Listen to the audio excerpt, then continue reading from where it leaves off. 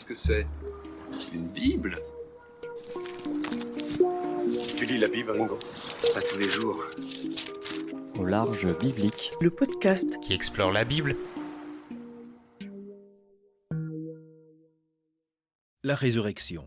Que dit la Bible à propos de cette idée d'une existence après la vie ou d'un retour à la vie? Résurrection de l'âme ou résurrection de la chair? Peut-on ressusciter? Qui cela concerne-t-il? La Bible n'est pas si unanime à propos de ce concept. Ainsi, la résurrection du Christ suscite pour les disciples plus d'interrogations que de certitudes. La résurrection, c'est le thème de cette nouvelle série.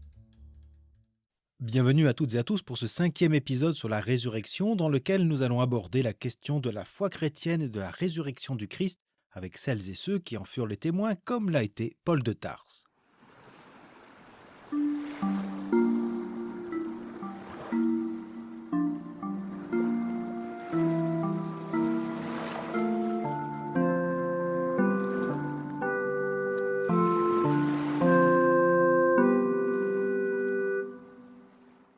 Dans la religion juive, l'espérance d'une résurrection des morts, lors du jugement dernier, apparaît et se déploie vers le second siècle avant Jésus-Christ. Cette idée était en germe dans la foi d'Israël, mais prend plus d'ampleur avec la réflexion sur les destinations des justes après la mort et, concomitamment, aussi avec l'espérance toujours plus vive d'une intervention divine à la fin des temps. À l'époque de Jésus, deux courants s'opposent au sein du judaïsme. On trouve ainsi les tenants d'une résurrection des justes au jour du jugement dernier, notamment dans les milieux pharisiens. Cette idée associe le mérite personnel et une résurrection collective à la fin des temps. Et il est fort probable que Jésus de Nazareth ait lui-même prêché cette résurrection des morts. Et puis, s'opposant à cette croyance très récente, il y a ceux qui nient une résurrection et conservent cette idée pluricentenaire d'un lieu, le Sheol, où vont les défunts, quel que soit leur mérite. On trouve cette pensée dans la classe sacerdotale des Sadducéens pour qui la permanence d'Israël est d'abord collective et se fait par la transmission de la loi, de la foi et de la terre à sa descendance. Mais il faut avouer que nous savons peu de choses sur ces Sadducéens. Ce que l'on sait par contre, c'est que sur ce sujet de la résurrection des justes, l'opposition de ces deux clans est très vive. Bref, ressusciter, oui pour les justes et au jour du jugement dernier, disent les uns, jamais, disent les autres. Dans ce milieu judéen du 1er siècle, comment va leur retentir l'annonce de la résurrection de Jésus par ses disciples ?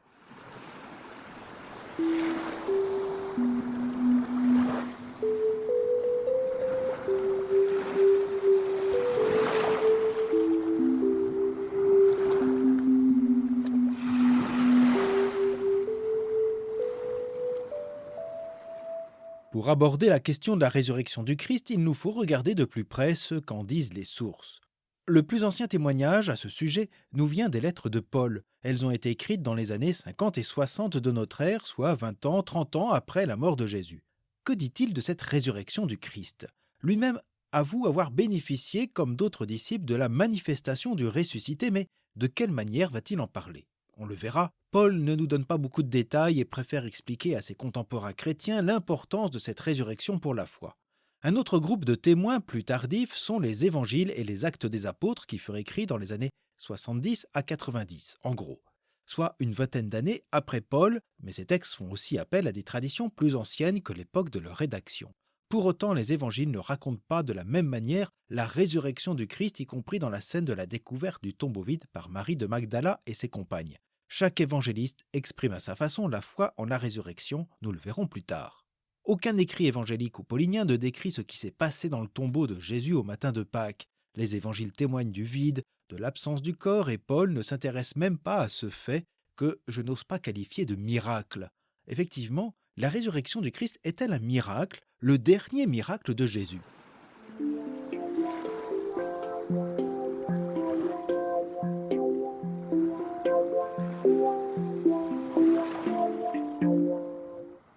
Parler de miracle de Jésus à propos de la résurrection ne convient pas tout à fait.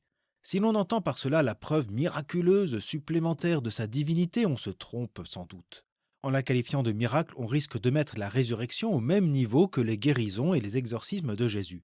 On ne peut pas parler non plus de miracle de la résurrection comme ceux que Jésus ou des prophètes avant lui ont effectués en sauvant de la mort des individus. On peut penser, à partir des évangiles, à la fille de Jaïr en Marc 5, au fils de la veuve de Naïm en Luc 7 ou encore à Lazare au chapitre 11 de l'évangile de Jean. D'une part, toutes ces personnes revenues à la vie connaîtront encore la mort. La résurrection du Christ, selon les auteurs bibliques, n'est pas du même registre. Souvent, lorsqu'il se manifeste à ses disciples, ils ne le reconnaissent pas, ne peuvent le toucher, il apparaît, il disparaît, il reste insaisissable.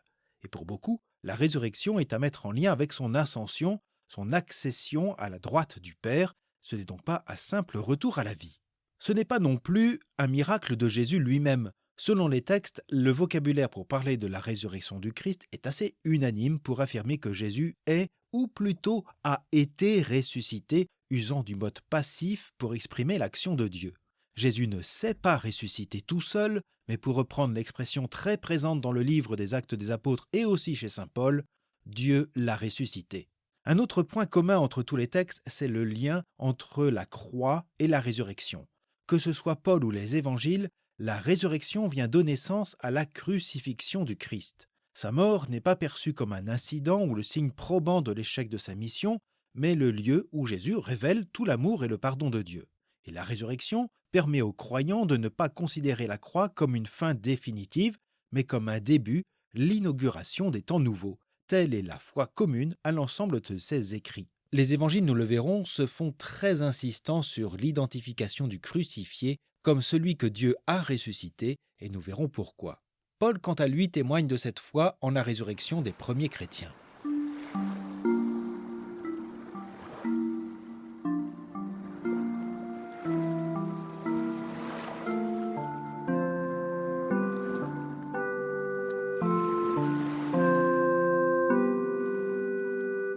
Avec les lettres de Paul, nous sommes en présence d'un auteur particulièrement intéressant. D'une part parce qu'il s'agit des plus anciens écrits du Nouveau Testament et d'autre part, lui-même dit avoir bénéficié de la manifestation du ressuscité.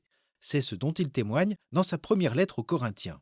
« Avant tout, je vous ai transmis ceci, que j'ai moi-même reçu. Le Christ est mort pour nos péchés conformément aux Écritures, et il fut mis au tombeau. Il est ressuscité le 3e jour conformément aux Écritures.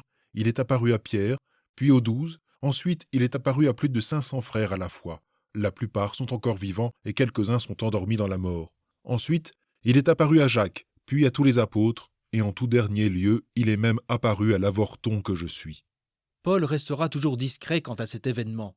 Il nous reste le livre des Actes des Apôtres qui raconte sa rencontre avec le ressuscité en 3 endroits et de manière assez différente. Paul, alors appelé Saul, est un juif pharisien s'opposant fermement aux chrétiens. Il part de Jérusalem pour Damas afin de lutter contre cette nouvelle croyance. Luc, au chapitre 9, raconte. Saul ne respirait toujours que menaces et meurtres contre les disciples du Seigneur. Poursuivant sa route, il approchait de Damas quand soudain, une lumière venue du ciel l'enveloppa de son éclat. Tombant à terre, il entendit une voix qui lui disait « Saül, Saül, pourquoi me persécuter ? Qui es-tu, Seigneur ?» demanda-t-il. « Je suis Jésus, c'est moi que tu persécutes. Mais relève-toi, entre dans la ville et on te dira ce que tu dois faire. » Ses compagnons de voyage s'étaient arrêtés, muets de stupeur. Ils entendaient la voix, mais ne voyaient personne. Saul se releva de terre, mais bien qu'il eût les yeux ouverts, il ne voyait plus rien, et c'est en le conduisant par la main que ses compagnons le firent entrer dans Damas. Luc met en avant l'aspect ecclésial. Le Christ ressuscité s'associe à son Église. Paul persécute les communautés chrétiennes auxquelles le Christ s'identifie. De même aussi, les récits empruntent au vocabulaire spirituel avec la lumière et la voix. Le Christ n'apparaît pas en chair, mais en voix, en parole. Luc va ainsi insister sur ce changement d'attitude de Paul. Mais la vraie question est, que représente la résurrection du Christ dans les écrits de saint Paul ?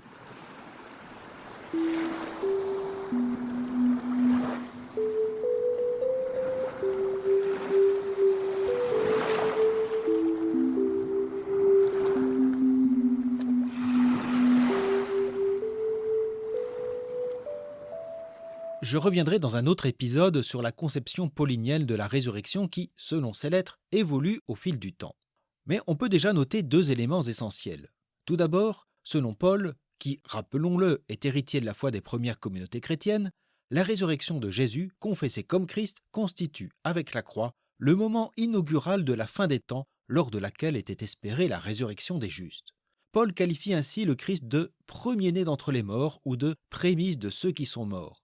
Dans sa première lettre aux Thessaloniciens, la plus ancienne lettre connue de Paul, Il associe ainsi l'événement de la résurrection au dernier jour dans l'attente du retour du Christ.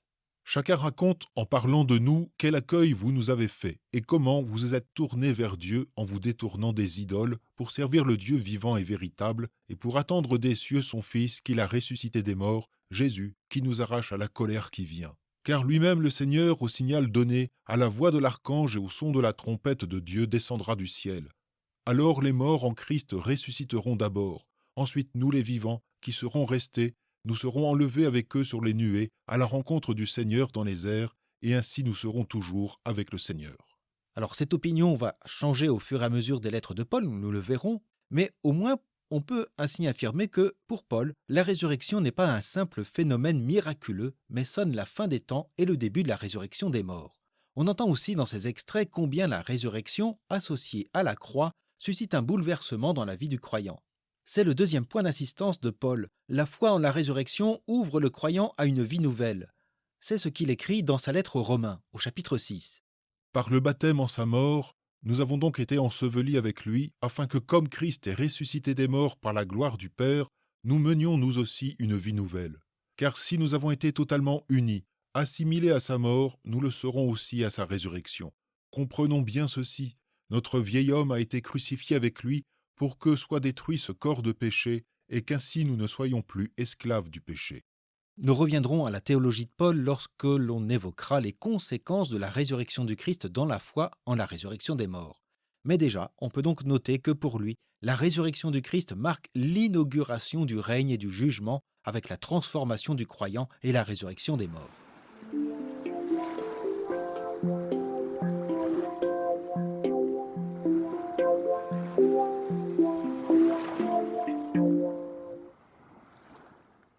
Vous l'avez compris, pour Paul, la résurrection du Christ inaugure les temps derniers, ceux du règne de Dieu attendu.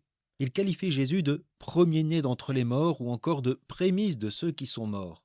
La résurrection du Christ vient donc manifester ce temps du jugement et du règne de Dieu qui était associé, on s'en souvient, à la résurrection des justes. Mais avec Paul, et on y reviendra dans d'autres épisodes, ce ne sont pas seulement les justes, les méritants qui sont appelés à ressusciter. La résurrection du crucifié ouvre à un salut plus vaste, plus universel, comme les évangiles vont aussi le mettre en lumière, chacun à leur façon, à travers les récits de la résurrection. Comment la racontent-ils et pourquoi ces différences entre eux, ce sera notre prochain épisode.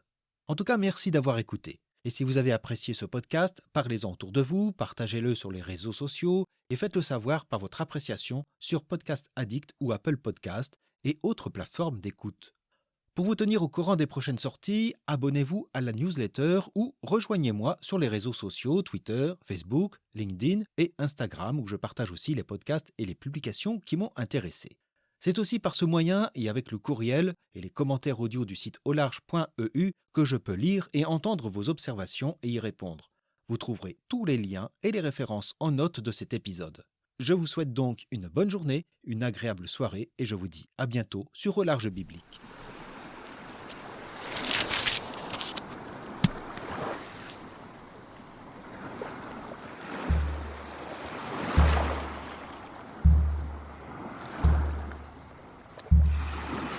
Au Large Biblique est un podcast créé et animé par François Bessonnet, prêtre et bibliste.